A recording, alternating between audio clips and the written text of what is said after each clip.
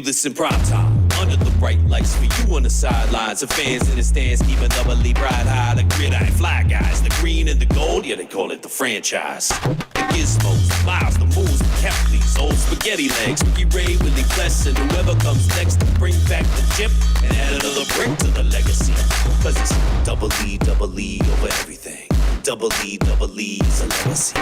Double E over everything. Double E, we rising up. After their signature win last week over the Stampeders, the Edmonton Elks head out east for a battle with Nick Arbuckle and the Toronto Argonauts. Edmonton struck first in their first meeting a month ago, but since then, the defending Grey Cup champs have rediscovered their ground game and their swagger. Can Edmonton ride the wave of last week's domination? Will the new addition spark an even bigger push towards a Western playoff spot? It's the Elks, it's the Argos. It's Saturday afternoon football in the Canadian Football League, but first, this is the Green and Gold Kickoff Show. Matthew Iwanyk, Jay Milne with you live right here on Edmonton Sports Talk, your clear choice for Edmonton sports, presented by Play Alberta. Thank you everyone for listening across the Edmonton Sports Talk audio streams, EdmontonSportsTalk.com, TuneIn, iHeartRadio, Apple Music. For those also watching on YouTube, you can jump in the show, 780-218-9999. That is the inbox, or you could also jump into the nasty chat. Lots to get to over this next hour as the Elks will be battling the Argos just after 1 o'clock at BMO Field. You can watch that game on TSN. But Mr. Milne, how you doing on this fine Saturday, beautiful, hot Saturday here in Edmonton? It's great. Yeah, I've been running around this morning doing, we had volleyball last night, basketball today, spreading us out very thin across the city, but we got her done. We had to include grandma into the action in order to take care of getting all the kids around.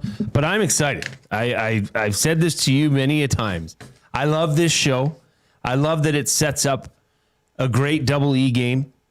I mean, what else do you want? Saturday afternoon, Elks, Argos. Elks looking to stay hot. I believe they will. But that's why they got to play the game. Let's take a look at the Edmonton Elks starting lineup against the Argos. For those watching on YouTube, you'll be able to see the depth chart. Cody Fajardo, the man behind center, the men protecting him left to right. Ivy, Cordy, Beard, O'Donnell, and Boyko. The receiving core, Victor Gins Jr., Hilaire, Julian Grant, and Smith. Rankin, the running back, Plamondon, the fullback. Defensively on the D-line, Barlow, Brinkman, Johnson, Taylor. Nick Anderson, the middle linebacker between DeBlanco and Garnes. And then in the secondary, Ross Jackson, Mechie Williams, and Ford. Blanchard kicks, Julian punts. Leak is the projected kick returner, but he is listed as a game time decision for this one. Mr. Milne, let's get to the Advantage Sports Medicine injury report. Connor McDavid's got a team of specialists. You've got a bag of frozen peas. Get the same locker room approach that's trusted by the best in the game at Advantage Sports Medicine. Call 780-460-9977 or visit their website at advantagesportmed.ca. Look, the big news here, as was disclosed right here in this studio on the Reed Wilkins Show by himself, by Nick Anderson, he is back in the lineup. He will be taking over the middle linebacker spot in replace of, well, we didn't know what was going to happen. Is DeBlanco going to move into the middle? Is Anderson going to stay at the weak side? Looks like Anderson's going to fill that middle linebacker role. Tanner Green is out. He's been added to the 6-game injured list. And Jacob Plamondon has drawn back into the lineup. And Josiah Shackle, a very highly skilled special teams player, has also found himself on the 1-game injured list. So missing, some depth players in Tanner Green and Josiah Shackle.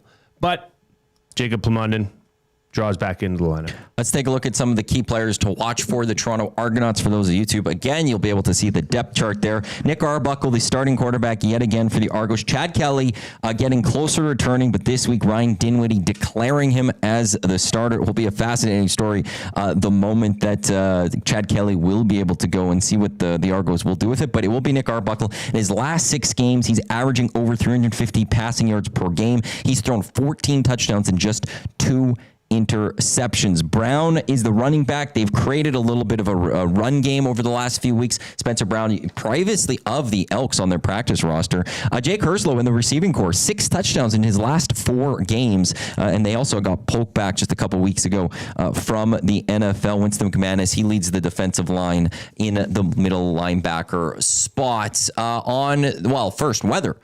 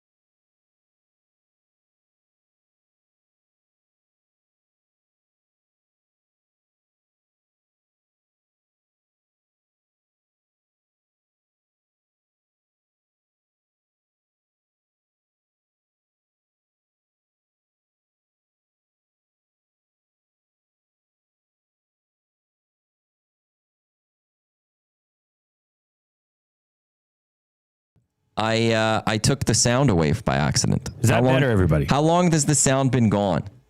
When did the sound go out? It started coming in. Well, before, I just want to. What was the last thing you heard before I took the sound away? We need to wait. Don't be hard on yourself, Matt. No, I just don't want to. I want to get back to what we're talking about there. I'll revisit everything. I think all they would have missed was the Grace prediction. Well, I don't know. Or potentially. I don't know when I took the mic Grace down. Prediction. It's been gone for about 4 minutes. Okay, that doesn't help me. What was the last thing that we said? Now they'd have to be listening in order to. What was the last thing they heard?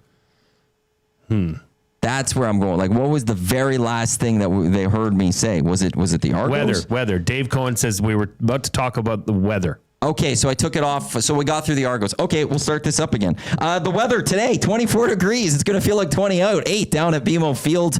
23, 27 degrees with the Humidex by the time the show ends.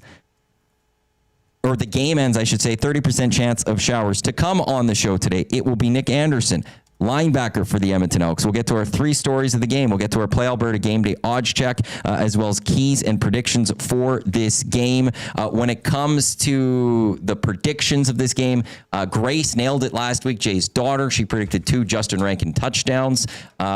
He didn't get a prediction from her, but he's texted her. So part of this discussion, when he grabbed his phone, he was texting his buddy Sickler, because he's coaching a volleyball team, and he's going to ask Grace. They're in the same gym. We're going to see if Grace can get us a prediction. So that is what you have missed. And then we were getting into the question of the game, which last week was more of the negative question.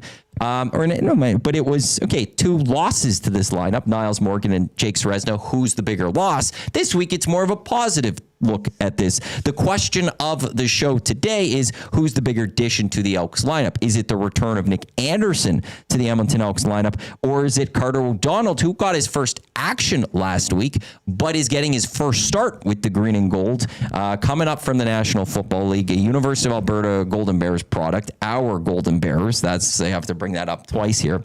But who is the bigger addition to the Edmonton Elks? It's on Twitter, a poll. You could also text the 780-218-9999, or you can jump into the nasty chat. We're caught up now. Jay, who's the bigger addition? Oh, boy. This is a tough one. This is another tough one. For me, it's Carter O'Donnell. Because I think this is a big missing piece from this O-line. This now makes this O-line, I think, a lot more cohesive. Look at this. 3 of the 4 O-linemen played together at the University of Alberta. Did they play together? Yeah, they know each other. I think they were end to end kind of thing. I think David Beard and Mark Cordy played together. I think Carter O'Donnell was younger than them, but came in and they were there, I believe, for a year. But the communication that's going to go on from 3 guys that know each other, just knowing each other, probably staying in touch throughout the years, that's huge for the interior of your O-line. I feel like Brett Boyko has been probably on the bad end of some games, and a lot of that was to do with what, maybe the lack of communication that was there with Gabe McKellar. Gregor McKellar, sorry, is a starting offensive lineman in the CFL. He's a professional football player. I'm not saying this guy is a bum and should be off the team. That's not what I'm saying. But having a player like Carter O'Donnell come in, who, by the way, has played in the NFL for the last 3 years, not starting. He started 3 games with Arizona last year. He is immediately injected into your O-line as a confident, competent, ready-to-go offensive lineman.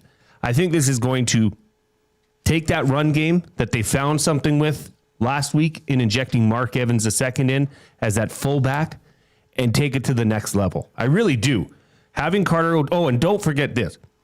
Carter O'Donnell is a bad dude. And I mean that in the best, most positive football way. He flips a switch when he steps on that football field. Something overcomes him, and he turns into a different person. I love that in a football player, especially an O-lineman. The more miserable an O-lineman, the better. They are terrible people to play against. And when you were thinking like that and you're thinking, oh, what's this guy going to do to me this play? How is he going to grab me? Where is he going to poke me? That takes you off your game as a defensive player. And Carter O'Donnell checks all those boxes. So I think Carter O'Donnell is a bigger addition. It's hard to say, believe it or not, than Nick Anderson coming back into the lineup. The votes say the same thing. 64.4% are saying Carter O'Donnell. Nick Anderson getting 32.6% of the votes. Saskatchewan was the last game we saw Nick Anderson, if I'm not mistaken.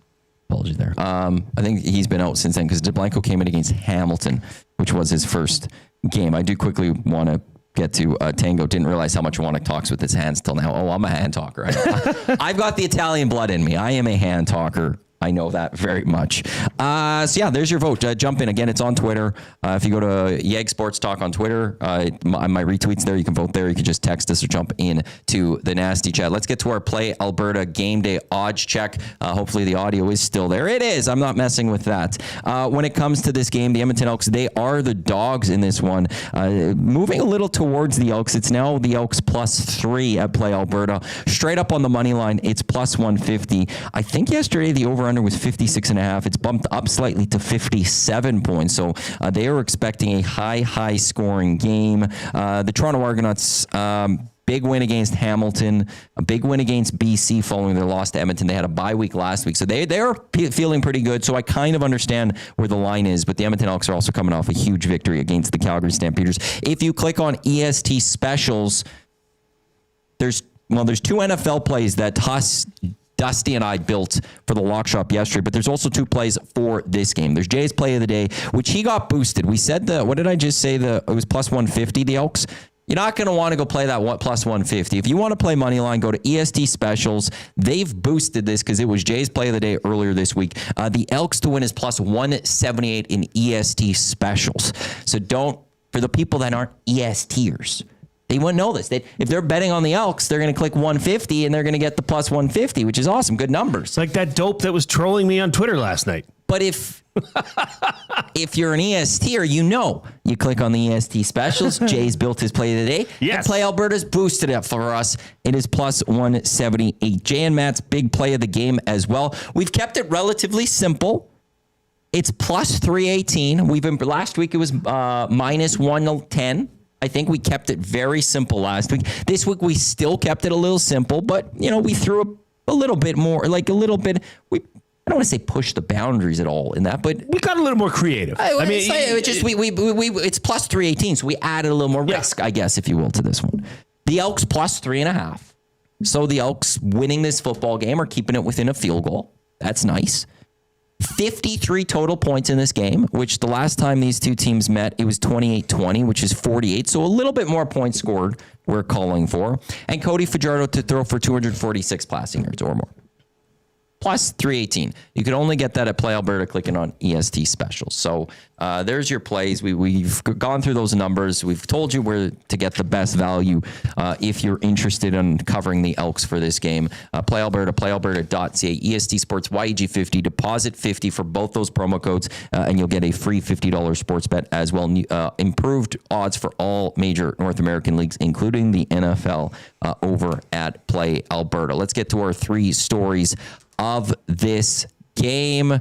And our first story of this game, it does come off of their performance last week. We were waiting for the Edmonton Elks to have that signature victory of the season. We're waiting for them to get that first win against the West. Well, last week, they hosted the Stamps after losing to them on Labor Day, and they didn't just beat the Calgary Stampeders. They dominated that football game. They walk away with a 31-19 victory.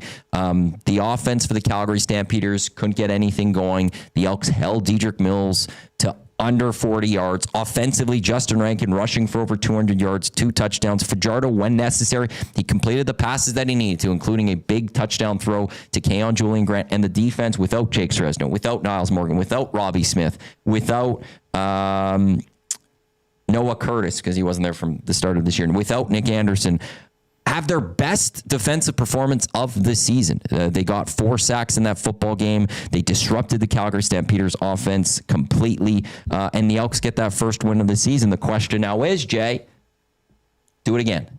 How can they go do it again? As at first, it wasn't a question. It was the statement I needed to make. I shouldn't have said question. But now for this team, go do it again.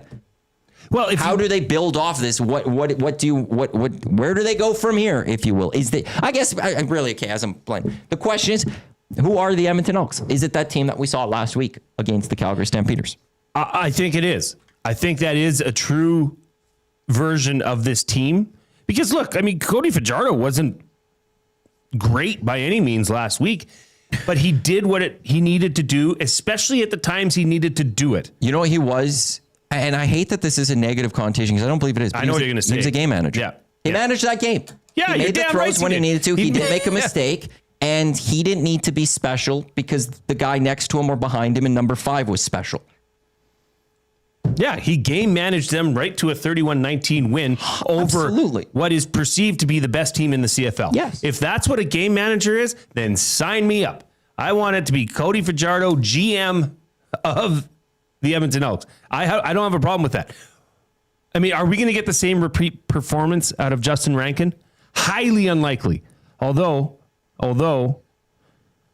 I did get a text about a certain prediction, which we'll get to later. We got a Grace prediction. We did. The Grace prediction will come at the end of the game when we get to our keys and a prediction. Yeah. She nailed it last week. Are you going to get 204 yards out of Justin Rankin? Probably not. But you saw better things in the run game. You saw them use Mark Evans II instead of Drahovic in the backfield, and that made a world of difference. You'd have to be very unfamiliar with the Elks or football in general to not have seen that. Okay? Cody Fajardo spread out the ball. Udu Hilaire, 3 receptions. Benjamin Victor, 4 receptions. Kyle Julian Grant, 5 receptions. Okay? And you know what they were doing? They were taking what Calgary was giving them. They're saying, you're not going to get behind us. And then in the second half, when they started sucking up because they had a problem with Justin Rankin, that's when Cody Fajardo laid it up over the top on a Ricky Ray to Jason Tucker style throw. They did what they were supposed to do. They dictated the game. They being Edmonton. Jordan McSimic did a great job in play calling. JC Sherritt did a great job defensive play calling. They were rotating through their D-line, which they had never done all year. But with the loss of Jake Sresna, with the loss of Robbie Smith, you have new people on the D-line, and I think it worked to their advantage. So, yes, they can do this again. And here's the real key. Can they do this again? Can they, who are the Edmonton Elks?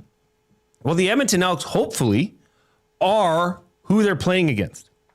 Okay? They took advantage of what Calgary was giving them.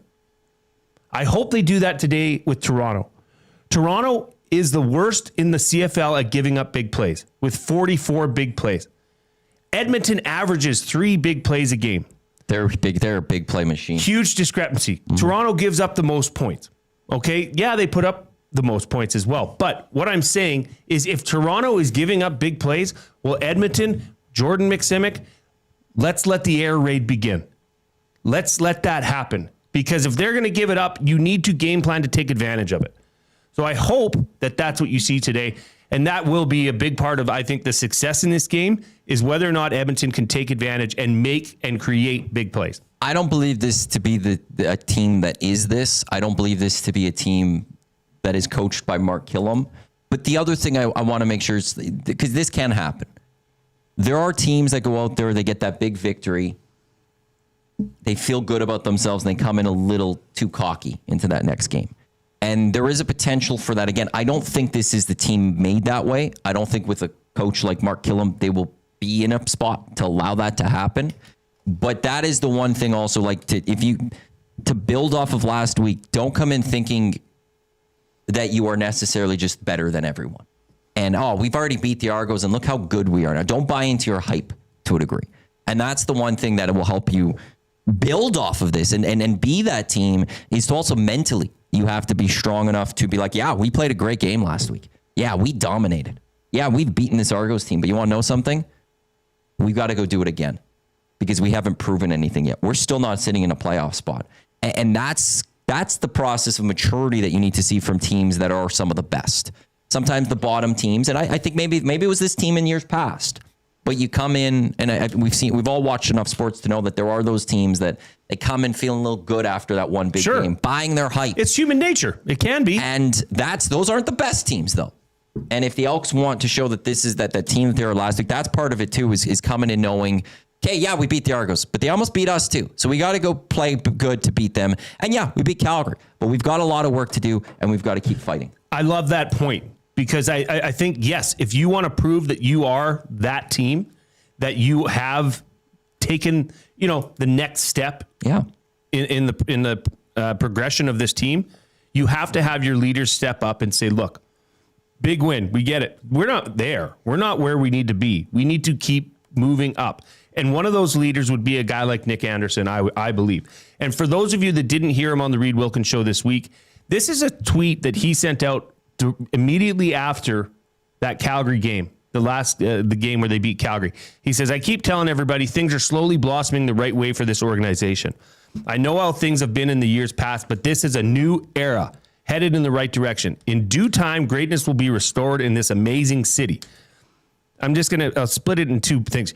Nick Anderson's been here 2 years, and he knows what this team has been, what this city's been through with this team. And yet he still says, we will, in due time, greatness will be restored in this amazing city. What else he said? We hear the fans. We see the anticipation that the people have for this city of champions. We are going in the right direction. And if you don't believe it and you don't want to hop on this train, then stay at the station. But the Double E are en route towards something special. And I'm assuming he also saw what a great crowd it was. And we heard a lot about that game at Commonwealth for the Labor Day rematch. Just a heads up again, goelks.com. Go get your tickets today for their next home game. They're taking on the Saskatchewan Roughriders, who play their last game before a bye week tonight when they take on the Montreal Alouettes in Saskatchewan. The west side is almost sold out of available tickets. The east side, you've got the corners have got some seats together, but in between the tens, there's just spatterings of 2 tickets and 4 tickets, and that's it. This crowd, it's going to be a great crowd, that game. Oiler games often, when the Leafs Habs come down, it's a great game because both teams, the fan bases push each other. Yes. There's going to be Rider fans at this one, but if you're going to want to go support your Edmonton Elks, get your tickets now because you're going to miss out on your chance to go support the Edmonton Elks. The other thing about today, too, is, it's wild to think, and I'm going to go crazy here. I'm about to go a little crazy. But say what? If the Edmonton Elks win today, they're in a tie. They lose tiebreakers, but they're in tie for 3rd in the West. Winnipeg will be at 12. BC will be at 12. Edmonton will be at 12. They will all have played the exact same amount of games at that point.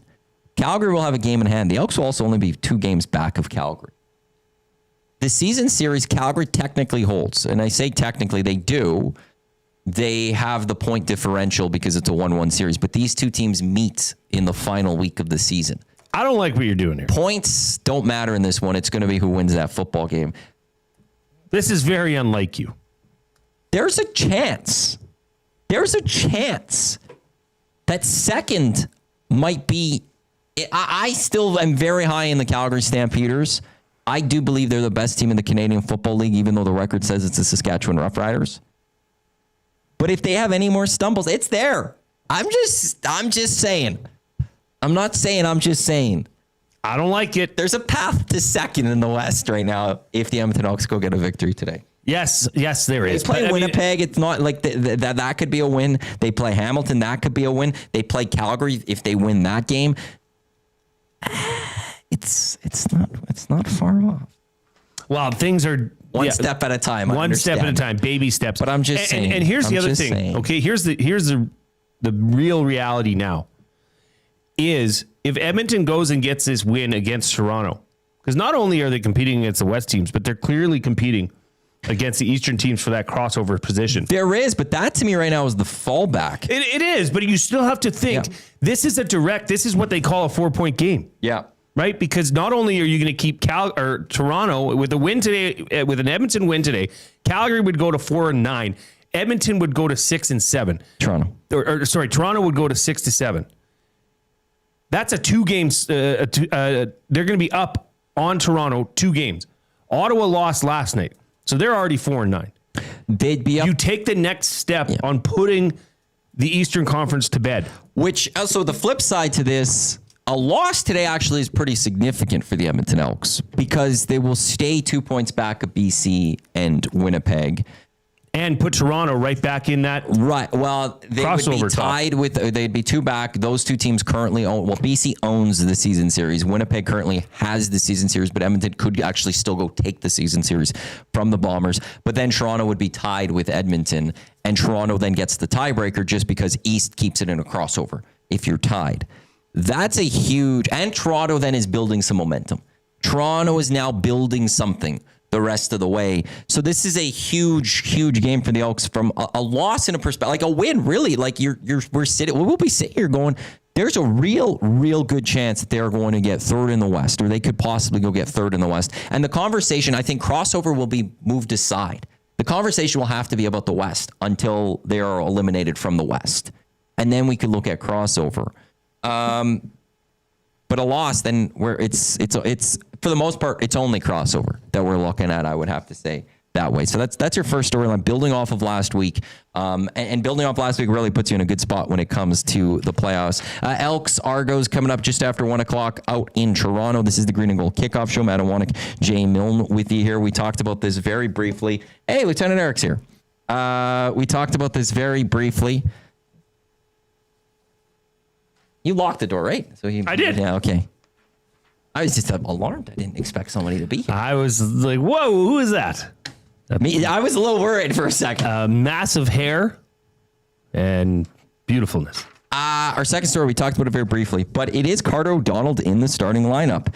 He will play in the right guard spot, as you've mentioned, in between Beard and Boyko. Firstly, how surprised are you that he's in that spot? Are you surprised that he's in that right guard spot? No, I would have been originally, okay, because you look at the size of this guy, he's 6'5", 315 pounds. That screams offensive tackle. But you look at Brett Boyko, he's 6'7", 330 pounds, okay? So he's got a little bit more reach. It's all about reach at the offensive tackle position. Furthermore, Carter O'Donnell came on the Reed Wilkins Show. We had an interview with him the day after he was signed in Edmonton. And he said, well, yes, traditionally coming up, I would have been playing offensive tackle. But when he went down to the NFL with Indianapolis, with Arizona, he was playing guard. So at that point, I said, okay, where is the weakest spot on this O-line? And it was at the right guard position with McKellar. That is when you put 2 and 2 together and say, okay, when Carter O'Donnell's ready, he will come in and slot in at that guard position, which is an abundance of wealth. To be able to say and take a guy like Carter O'Donnell with his experience, with his size, and with his badass capabilities, to have him at guard, that is going to make a major difference on this team. It's huge too. The Edmonton Elks, as an offensive unit, they have given up the most amount of sacks this season at 35. Although Ottawa gave up 7 yesterday, so they're at 34 right now. Edmonton's given up 35. The Toronto Argonauts are one of the better units. They're top 2-3 in the league when it comes to sacks. So bolstering your offensive line, that's only a good thing. And I don't think. Like, this O-line has been at times this year a little bit of a disappointment. They haven't played at a level that we all thought that they were going to, especially after last year. There have been games like last week they played rather well. Yep. But any time you could just go improve your team and make it a little bit better. Unfortunately, like, you're right. Gregor McKellar, he's a professional football player. He's done well. There's a reason they brought him in. But that side of the O-line has struggled this season. But anytime you could go find weaknesses on your team and improve them, you're just a better football team. And when you're improving them with a guy who's also got that NFL experience in him, you should be significantly better. And if part of that weakness is your O-line and you're improving it, that just makes life so much better, easier, and better for two guys, most notably. One is Justin Rankin, but the other one is a more important one in my mind, and that's number 7, Cody Fajardo. If you give Cody Fajardo the time that he, not even just that he needs, but extra time, it's going to be very hard to stop this Edmonton Elks offense moving forward. And let's be clear about one thing, and this you cannot deny. Carter O'Donnell could have signed anywhere he wanted in the CFL. He was a free agent. You know why he signed here? Because his good old buddy, his coach, the person that taught him everything he knows and took him and molded and took that body and turned it into a professional player, Chris Morris, is now running this team. He's the president of the club. Carter O'Donnell might be a top 5 offensive lineman in the CFL right now. In the CFL. And you're taking that in week 13, I know it's not week 13, but you know what I mean, and injecting that into your O-line, that is a major win. That is huge. This could be something that could absolutely help this team continue the trajectory that they're on. We were talking about it, I think, yesterday with Dusty, that the 2015 Elks or Eskimos team, after Labor Day, went on and ripped off 10 games in a row and won it all. I'm not saying that's going to happen, but when you have things that continually look like this team is moving in the right direction, and then, oh, by the way, you add a very talented offensive lineman, you get your, you figure out your run game. You have a competent, capable leader in Cody Fajardo. You have a defense that is doing all the right things and turning around. I mean, that can happen to a team when you start believing. We had JC Sherrod on our show last week, and he said it's not like the players didn't know how to play. And it's not like the defensive backs didn't know how to defend the pass. They now believe they can do it. And that's why you're seeing them being more aggressive. The Carter O'Donnell's rights were with the Elks, so he couldn't sign with anyone else. I do want to... I thought they were with Montreal, and then... So I had to go look at this. They traded. Okay, forgive me. So there was a trade. So credit has to be given to Chris Jones today. Well... back at the 2022 CFL draft, Chris Jones dealt the first overall pick to the Montreal Alouettes in exchange for the 4th overall pick, as well as the rights to Carter O'Donnell. That's what it was. Okay. I would look at this is a fascinating. So this is the year Trey Ford got drafted 8th overall by the Elks. After him was Tyson Philpott to Montreal. Samuel Elmelis went 7th overall to the Riders. He's proved to be a great receiver. Gregor McKellar was drafted 6th overall to the Argos. Jalen Philpott went 5th to the Stamps. He went before Tyson. Enoch McConzo was who the Elks got with that 4th overall pick. The Alouettes ended up drafting Terrell Richards in the linebacker spot, so a very good player themselves. But Chris Jones is the reason, partly to Carter O'Donnell coming here. Look at that. That trade works out very well for the Edmonton Elks. We'll see the fruits of the labor of that deal coming to fruition. Do you think, you never know. You know, somebody coming in. What's the chance that, it takes him a while to get used to this? Or is this just he's got the experience he should draw in a little while? He's been playing offensive line since he was in grade 8. You know, the schemes don't change all that much. It's see guy, block guy, move guy. Right? That's really what it is.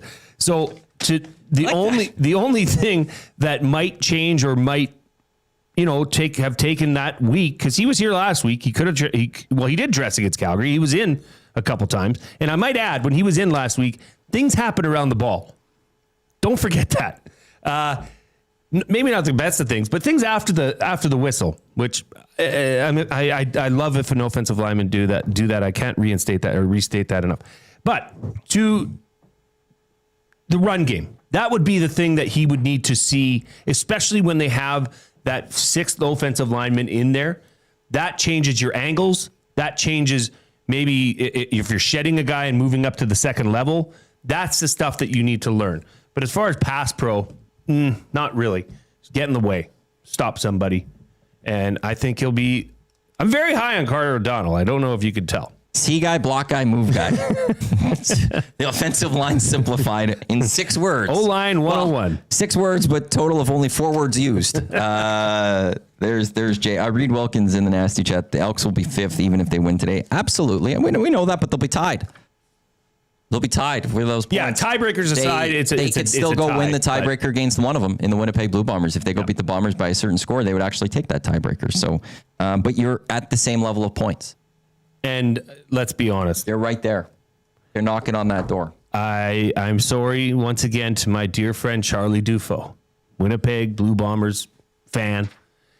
They are not going anywhere with Chris Streveler at quarterback. Nope. I'm sorry. That's not a playoff team. It's just not. You saw that last night. They got the late one. Yeah, I understand, but it's just Streveler's not the guy. So, sorry. I think Edmonton now is clearly chasing Winnipeg and can catch them. Which then would be the crossover right there. Absolutely. That's the team maybe you're looking at to see if they can go get. And Nick in the North, he says, Jay finally coming around to the 6th lineman.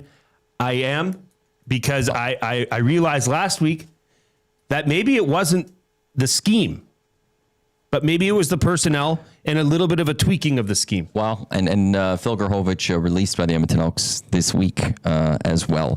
Third story of this game, looking at the Toronto Argonauts. The Edmonton Elks, they defeated the Argonauts 28-20 a few weeks ago here at Commonwealth Stadium. The one thing leading into that game, the Toronto Argonauts, we talked about that game, but they don't run the ball, or they didn't run the ball. That game, McMahon had 4 rushes for 12 yards. He was their leading rusher in that football game. This team has been very much a passing team, which, hey, look, Nick Arbuckle has done well with that. His last 6 games, as I mentioned at the start of the show, 350 plus passing yards in each of those last 6 games. He's thrown 14 touchdowns and only 2 interceptions in that span as well. But the one thing the Toronto Argonauts offense has also done, they have established a run. Spencer Brown against BC a couple of weeks ago, 85 yards rushing and a touchdown. He also caught the ball for 34 yards, so over 100 all-purpose yards from him as a running back. And then on Labor Day against the Hamilton Tiger Cats, he rushed the ball 10 times for 90 yards. Also caught the ball for 64 yards. So another performance well over 100 yards all-purpose. The Argos Maybe they have found a run attack. So now you have to worry about Nick Arbuckle passing as well as the running attack of Spencer Brown. Are the Elks able and ready to deal with a high-powered Toronto Argonauts offense, who you mentioned that they give up big plays? The Toronto Argonauts in the Canadian Football League this year, they are the best scoring team in the CFL. Yeah, look, if the team that was on the field of Commonwealth last Saturday, shows up today and plays the same way, the defense in particular, then yes. I mean, they held Dedrick Mills to 38 yards on 8 carries last game. And if you can, we've seen it here in Edmonton, if you can nullify the run early, well, guess what Toronto's going to do? They're going to abandon it. And then it's just mano a mano. And once again, a team with Noah Taylor, Brinkman, Barlow, Kongbo that found ways to get to the quarterback last week. That's what I think has to happen. just like they did with Vernon Adams Jr., make Nick Arbuckle unsettled. Make him uneasy. Don't allow him, he can escape. He can move around. He's not a lead foot. He can move with his legs. He doesn't want to, though. He wants to throw the ball. Make him uncomfortable. But here's the key for me in how Edmonton's defense attacks this, is they need to stay disciplined in the running game and the rushing game, or in the pass rush game, that is. Stay in your lanes and collapse the pocket. That is the best way to take care of Nick Arbuckle. If he escapes and throws on the run, that's a bad thing. If Edmonton can stay disciplined in their pass rush lanes, if they can stay disciplined in their gap responsibility in the run game, they can absolutely shut down and make this Toronto offense look mediocre. But that's a big if. It depends on how they're playing. It depends on, what defense shows up, because we've seen Jekyll and Hyde versions of this defense. Although I will say, it's hard to deny, this team has been moving and trending up defensively since about week 3. So you, as an Elks fan, you would really have no reason to suggest that this would be a step back. Don't give up the big play. JC Sherritt said that, or not said that. JC Sherritt has limited that from earlier in the season. They are no longer giving up as many big plays. You're going to give up a big play here or there.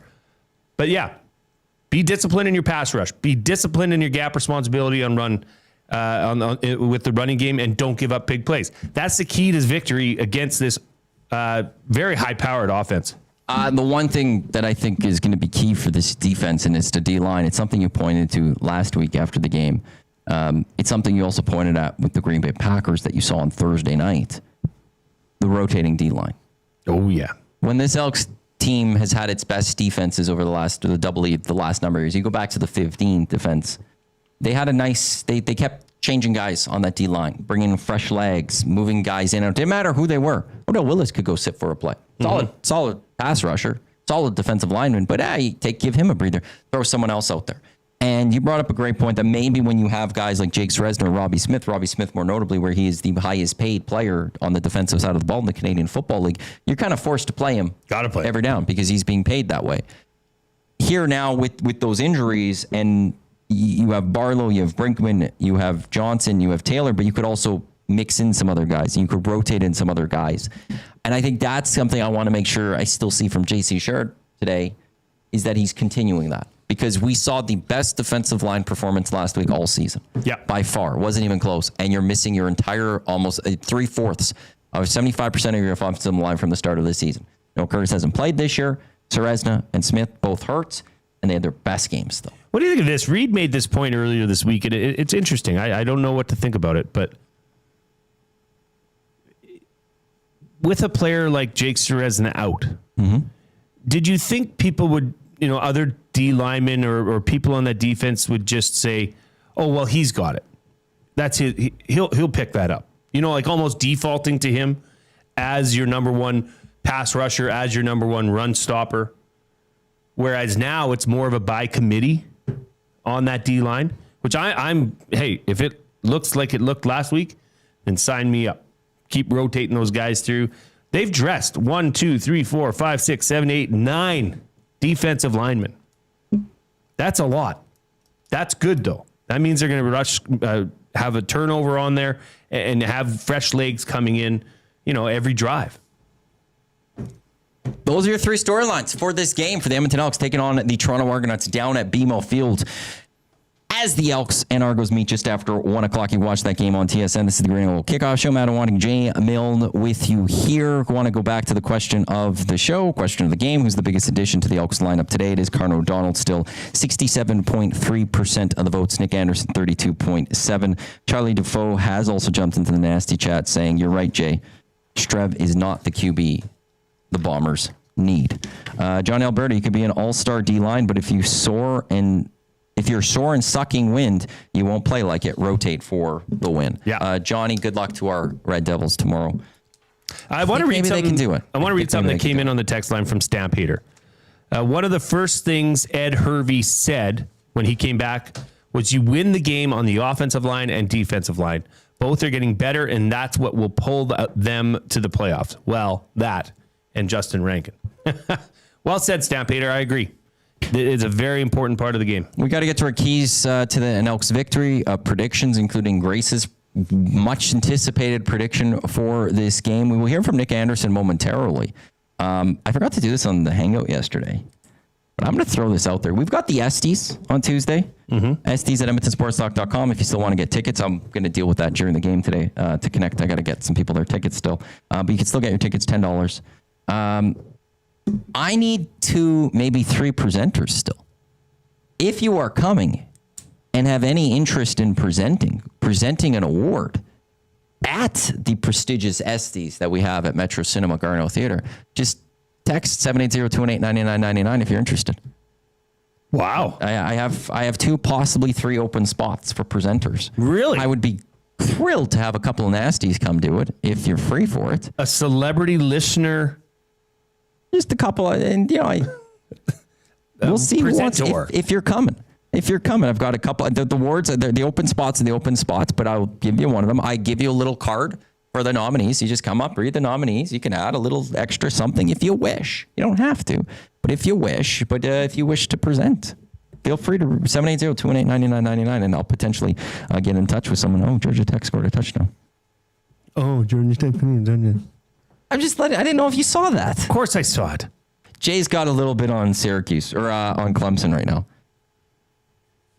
Let them live. They were down. There's still a whole quarter to go. I know.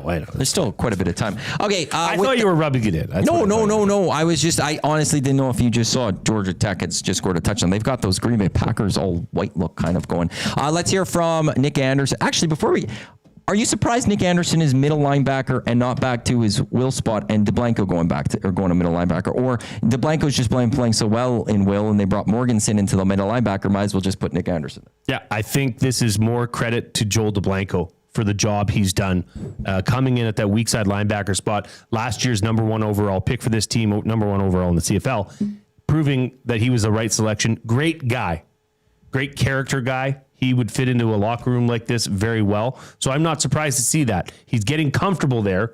Why? And even me, hand up. I said he should play middle linebacker maybe because that's where he was playing in college.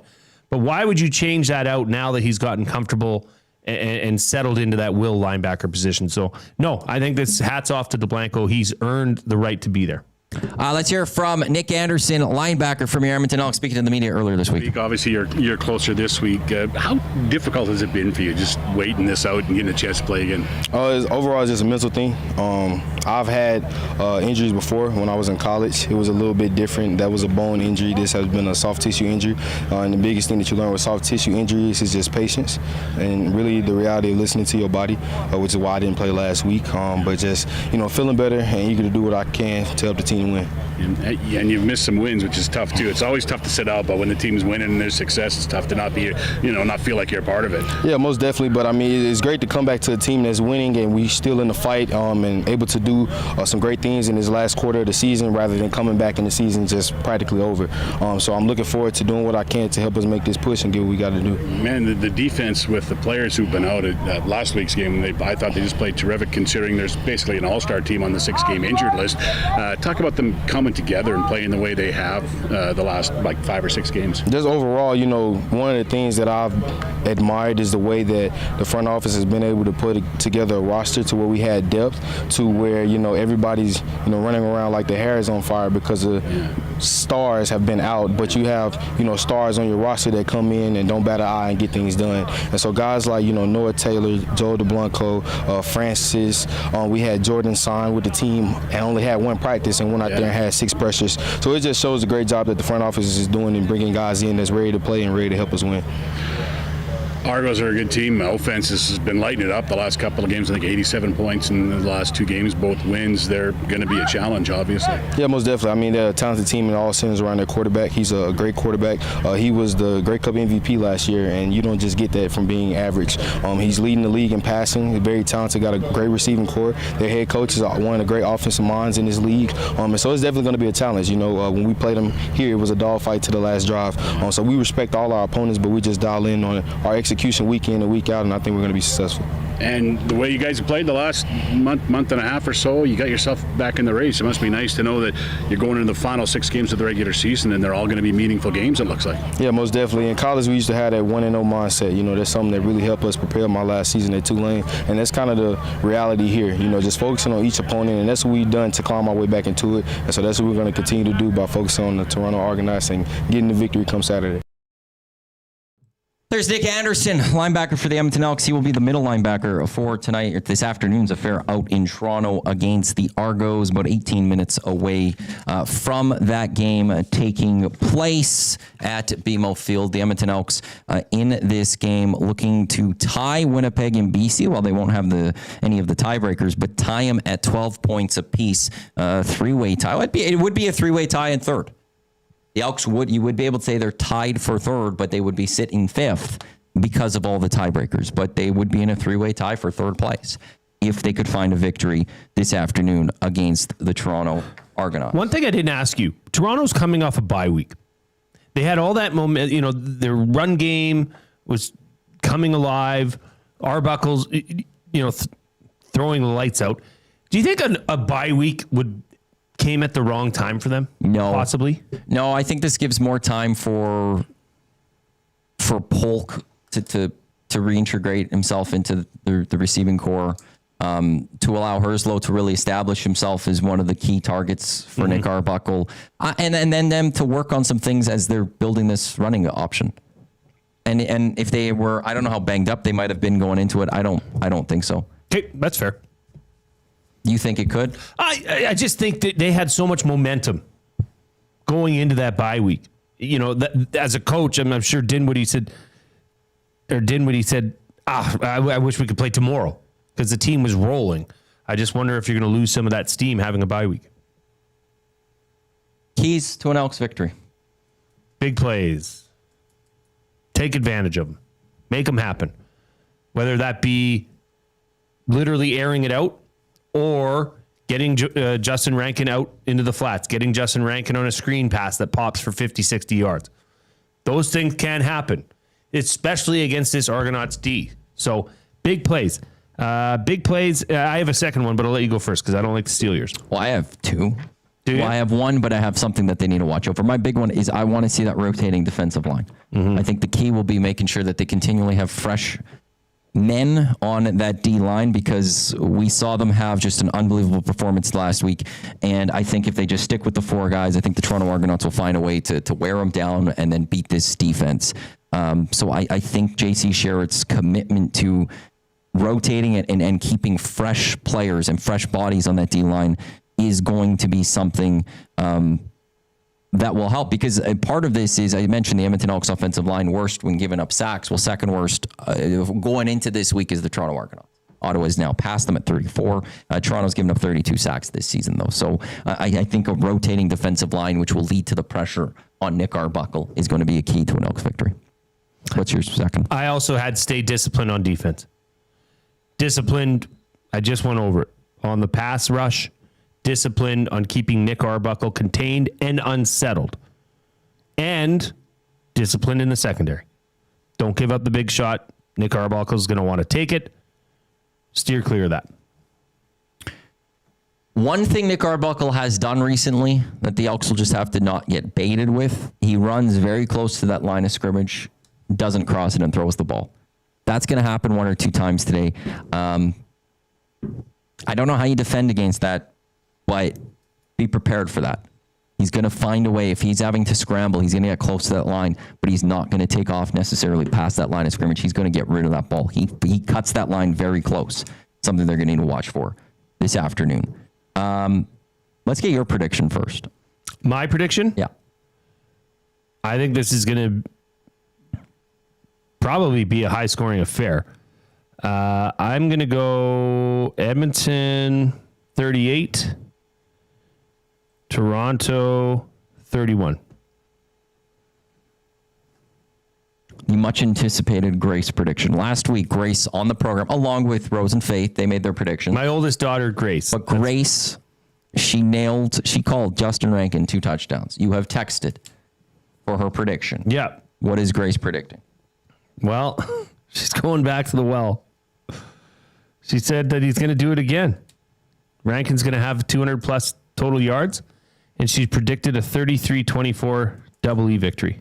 So Rankin all-purpose 200. Yep. My fantasy team will love that one. I can tell you that much right now. Edmonton Elks, Toronto Argonauts coming up. Jay and I have, we've got matzo sticks things. We've got salt and pepper wings that we need to get into a fryer, and then build some nachos for later. Woo! That's our meal. What a time to be alive this afternoon. It's a beautiful day. I just wish we had a little patio we can go sit and watch this game on. We're going to have to talk to the landlord, see if we could build a patio outside somehow. We just need access to the roof. That'd be great. There's got to be access to the roof here. Not from in here. Why not? It's got to be. Could we just add the stairs to go to the roof on top of it? Just keep the stairs going? Build another level up? Or like a little spiral staircase up to the roof? Great. That'd be fantastic. We'll talk to the landlord about that. Elks, Argos, 12 minutes time. You can watch that one on TSN. Thanks to everyone for listening to the Green and Gold Kickoff Show. He's Jay, I'm Matt. This is Edmonton Sports Talk, your clear choice for Edmonton Sports. You know where to come once this game ends. So right back here across the Edmonton Sports Talk audio streams, as well as on YouTube, as Jay and I will be back with the Green and Gold post-game show, recapping the action. For those listening on the audio streams, EdmontonSportsTalk.com, TuneIn, iHeartRadio, Apple Music. Up next, Guy Flaming, Pipeline Show. He's got his latest episode. That's going to come up as soon as we're done here, starting at 1 o'clock. Thank you once again for tuning into the Green and Gold Kickoff Show. Enjoy the football game between the Elks and the Argos. Jay and I will talk to you once it's over.